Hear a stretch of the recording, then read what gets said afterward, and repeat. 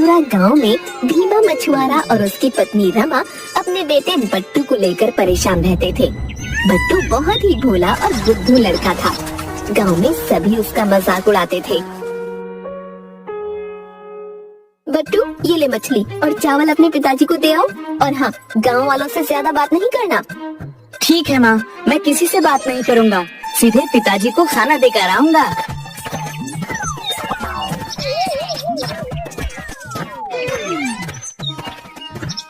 क्यों बट्टू, कहाँ जा रहे हो?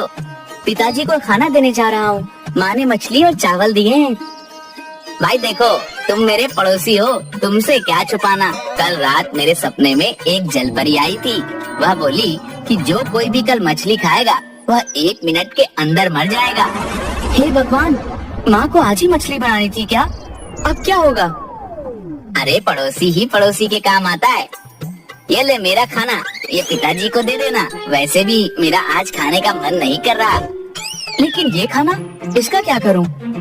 वो मुझे दे दो, मैं घर जा रहा हूँ। खेत में गड्ढा खोदकर इसे वहीं डाल दूंगा ताकि कोई जानवर या पक्षी इसे न खा ले। बट्टू डुग्गू की सूखी रोटी और सब्जी लेकर अपने पिताजी को दे आता है। घर आने पर माँ को खाना खाते देख जोर से चिल्लाता है। माँ, मछली नहीं खाओ, मर जाओगी। ये किसने कह दिया कि मछली खाने से मैं मर जाऊंगी? डुग्गू बता रहा था कि एक जलपरी उसके सपने में आई थी और बोली थी कि कल जो मछली खाएगा वह 1 मिनट में मर जाएगा। हे भगवान, न जाने कब अकल आएगी इसे। मैं तो पिछले आधे घंटे से खाना खा रही हूँ, मुझे तो कुछ नहीं हुआ। दूसरे दिन बट्टू अपने पिताजी भीमा के साथ मछली पकड़ने नदी पर गया हुआ था। बट्टू, मैंने जाल फेंक दी है, तुम इसे अच्छे से पकड़े रहना। मैं थोड़ा हल्का होकर आता हूँ। अगर मछली फंसे तो उसे निकालकर बर्तन में ढक कर रखना। ठीक है पिताजी, आप निश्चिंत होकर जाइए। उधर डुग्गू भी दूसरी नाव पर मछली मार रहा था। बट्टू को अकेला देख बोलता है। अरे बट्टू, आज अकेले मछली मार रहे हो, क्या बात है? वो पिताजी थोड़ा खेत में गए हैं, बोल कर गए हैं कि जाल को अच्छे से पकड़ कर रखना। सही बोल कर गए हैं, लेकिन उन्होंने पकड़ रखने को बोला था ना। फिर जाल को नाव में क्यों बांध रखी है? वह तो पहले से बजा हुआ है। कोई बात नहीं, लगता है भूल गए होंगे। बट्टू जाल को नाव से खोलकर उसको जोर से पकड़े रहता है। तभी एक बड़ी मछली जाल में फंस जाती है। बट्टू, लगता है तुम्हारा जाल में बड़ी मछली फंसी है। हाँ, पिताजी बहुत खुश होंगे। हाँ, खुशी की बात है, तभी तो मैंने ताली बजाई तुम्हारे लिए। अरे, लगता है मेरी जाल में भी बड़ी मछली फंसी है। अरे वाह, आज तो बड़े अच्छे दिन है। लेकिन मुझे मछली मिलने पर तुम्हें खुशी नहीं हुई लगता है। तुमने ताली नहीं बजाई, जबकि तुम्हें मछली मिलने पर मैंने ताली बजाई थी। अरे ऐसी बात नहीं है, ये लो, मैंने भी ताली बजा दी। बट्टू जैसे ही ताली बजाता है, जाल उसके हाथों से छूटकर मछली के साथ नदी में बह जाता है। डुग्गू हंसने लगता है। उधर बट्टू के पिताजी भीमा वहाँ पहुँचकर देखते हैं कि जाल नदी में मछली सहित बहा जा रहा है और बट्टू ताली बजा रहा है। मूर्ख कहीं का, मछली भी गई और जाल भी। जाओ अब घर जाओ। कुछ दिनों बाद गांव में महायज्ञ हो रहा था। गांव के सभी लोगों को कुछ न कुछ जिम्मेदारी सौंपी गई थी। राजा के आगमन पर फूल की वर्षा बट्टू करेगा। तुम्हारा काम बहुत ही महत्वपूर्ण है। चाहे कुछ भी हो जाए बट्टू, तुम पेड़ पर बने मचान से इधर उधर नहीं जाओगे और ना ही फूल किसी और को दोगे। सरपंच चाचा, चाहे जो कुछ भी हो जाए, मैं अपने काम पर ही ध्यान दूंगा। तय समय पर राजा का आगमन होता है, लेकिन रात में खूब बारिश होने से गांव का मुख्य रास्ता दलदली हो जाता है, जिस वजह से राजा का कारवां दूसरे रास्ते से गुजरने का निर्णय लेता है। बट्टू, मचान से उतर जाओ, राजा दूसरे रास्ते से आएंगे, क्योंकि यह मुख्य रास्ता आगे दलदली है।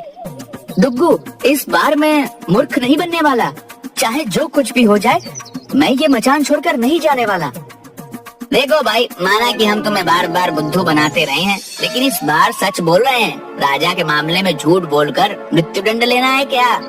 अगर मचान से नहीं उतरोगे तो वो फूलों की टोकरी हमें दे दो। हमें मूर्ख समझा है क्या? कल ही सरपंच जी सभी के सामने बोल चुके हैं कि फूलों की टोकरी किसी को मत देना और ना ही तुम मचान से उतरना।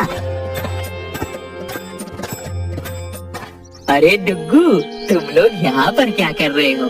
राजा का कारवां लगभग पहुँच चुका है, जल्दी से जाकर पुष्प वर्षा करो।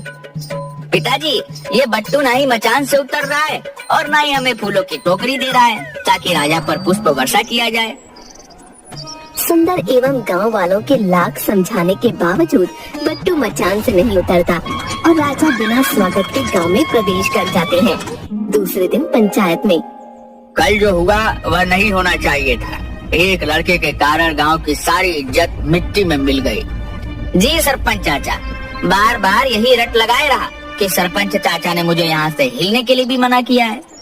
गांव के सारे लोगों की सुनने के बाद पंच ने यह निर्णय लिया है कि बट्टू को इस गांव से निकाल दिया जाए ताकि इसकी मूर्खता के कारण आगे और भी जग हंसाई ना हो। सरपंच चाचा, मैं आज तक इस गांव से बाहर नहीं गया हूँ। मैं बाहर जाकर क्या करूँगा? मुझे माफ कर दीजिए, मुझे गांव में रहने दीजिए। बट्टू, उसके पिताजी भीमा और माँ रमा तीनों बहुत गुहार लगाते हैं, लेकिन सरपंच अपना फैसला नहीं बदलता। बट्टू को गांव से बाहर निकाल दिया जाता है। बट्टू रोते रोते कई गांव पार करके चलते हुए शाम में एक नदी किनारे पहुंचता है। पेड़ की छाया में सो जाता है। जब उसकी नींद टूटती है तो देखता है एक बड़ी सी मछली नदी के तट के किनारे आई हुई है और बट्टू बट्टू कहकर उसे पुकार रही है। अरे मछली, तुम बोल सकती हो? आश्चर्य किंतु सत्य। लेकिन तुम्हें मेरा नाम कैसे मालूम हुआ? तुम्हें याद है एक दिन तुमने जाल में मुझे पकड़ लिया था, लेकिन फिर तुमने जाल सहित मुझे नदी में छोड़ दिया। मैं वही मछली हूँ। मेरी माँ एक जल परी है और वो मछलियों की रानी है। लेकिन तुम यहाँ कैसे आई? यह एक लंबी कहानी है। मुझे सरपंच ने गांव से निकाल दिया क्योंकि मैं बुद्धू हूँ और मेरी मूर्खता के कारण गांव की जग हंसाई होती है। कोई बात नहीं, चलो तुम्हें मैं अपनी माँ से मिलवाती हूँ, शायद उनसे कोई मदद मिल जाए। मछली बट्टू को लेकर नदी के अंदर जल महल में जाती है, जहाँ पर उसकी माँ जलपरियों की रानी उसे वर मांगने को कहती है। जलपरी रानी, अगर आप मुझे सचमुच वर देना चाहती हैं तो मुझे बुद्धिमान बना दीजिए ताकि मैं अपनी बुद्धि से अपना परिवार और गांव का नाम रोशन कर सकूं। तुम चाहते तो सोना चांदी हीरे जवाहरात हमसे मांग सकते थे, लेकिन तुम्हारे भोलेपन को देखकर मैं बहुत प्रसन्न हुई। आज के बाद कोई तुम्हें बुद्धू नहीं कहेगा। तुम्हें ज्ञानी लड़की के रूप में जाने जाओगे। और ये कुछ स्वर्ण आभूषण मेरी तरफ से तुम्हें भेंट दिया जाता है। इधर गांव में राजा खड़क सिंह का स्वागत ठीक से नहीं कर पाने के लिए गांव के सरपंच और पुष्प वर्षा के लिए जिम्मेदार व्यक्ति को राज दरबार में बुलाया जाता है। अब मुझे कारावास होना तय है। मेरी मति मारी गई थी जो पुष्प वर्षा का कार्यभार मूर्ख बट्टू को दिया था। कहाँ हो भीमा? अब क्या हुआ? मेरे बेटे को तो तुम लोगों ने गांव से बाहर निकाल ही दिया, अब क्या हमें भी निकालोगे? भाई, मैंने तो बट्टू को गांव से ही निकाला। अगर अभी यहाँ रहता तो उसका कारावास तय था। चलो, राज दरबार में बुलाया गया है।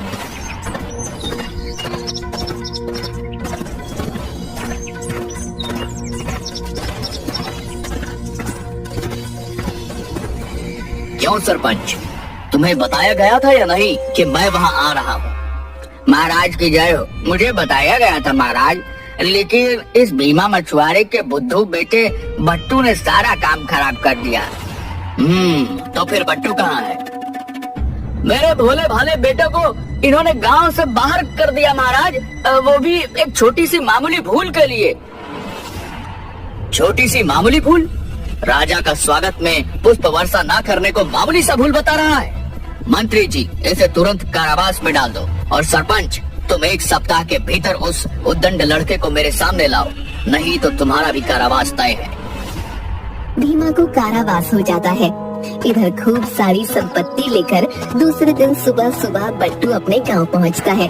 बट्टू को अपने घर पर देख उसकी माँ रमा बहुत खुश होती है। तभी वहाँ पर सुंदर बेटे डुग्गू और सरपंच के साथ आ जाता है। देख लीजिए सरपंच साहब, कल जिसे गांव का निकाला मिला था, आज वो फिर अपने घर में आ गया है। देखिए चाचा, आप मेरे पड़ोसी हैं, मेरा समर्थन करना चाहिए। मैं मूर्खों का समर्थन नहीं करता। देखो बट्टू, हमारी तुमसे कोई दुश्मनी नहीं है, लेकिन समाज कानून और नियम से चलते हैं। राजा का अच्छे से स्वागत न कर सकने के कारण आज मुझे राजमहल में बुलाया गया था। क्या तुम्हारे पिताजी को कारावास हो गया? सरपंच जी को भी 1 सप्ताह का समय दिया गया है तुम्हें पेश करने के लिए, नहीं तो सरपंच जी भी कारागार में डाल दिए जाएंगे। मैं राजमहल जाऊंगा। अगर मेरे चलते स्वागत में कमी रह गई थी तो इसकी सजा मैं ही भुगतूंगा। बट्टू सरपंच के साथ राजमहल पहुंचता है।